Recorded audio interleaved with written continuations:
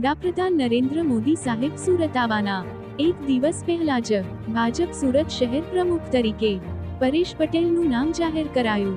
પરેશ પટેલ પ્રમુખ તરીકે વરણી કરાતા જ તમામ ભારતીય જનતા પાર્ટીના કાર્યકર્તાઓમાં અનેરી ખુશી જોવા મળી હતી। ભાજપ કાર્યાલય ખાતે મોટી સંખ્યામાં કાર્યકરો ઉપસ્થિત રહ્યા હતા અને નેતાઓ દ્વારા તેમનું સ્વાગત કરવામાં આવ્યું। પરેશ પટેલને પ્રમુખ બનાવતા ભાજપના નેતાઓ અને કાર્યકર્તાઓમાં ખૂબ જ ખુશી જોવા મળી। Bureau report Surat. સુરત મહાનગરના પ્રમુખ તરીકેની જવાબદારી અઘરી જવાબદારી છે। સુરત શહેર ઘણું મોટું છે અને આ જવાબદારીને પરિપૂર્ણ કરવા માટે અમારા કાર્યકર્તાનો સહકાર અને આપ સૌના સહકારની હંમેશા જરૂર પડશે।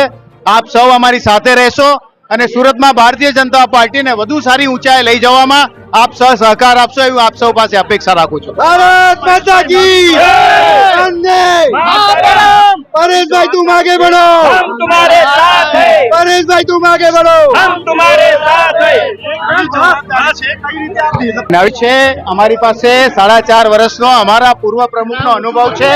એ અનુભવ અમારા સાંસદ અને અમારા પ્રદેશ અધ્યક્ષ માનનીય CR પાટીલ સાહેબ અને અમારા નિરંજનભાઈ જાંજમેરા કે જેમને છેલ્લા 4.5 વર્ષથી સુરત મહાનગરપાલિકાની સેવા કરી છે।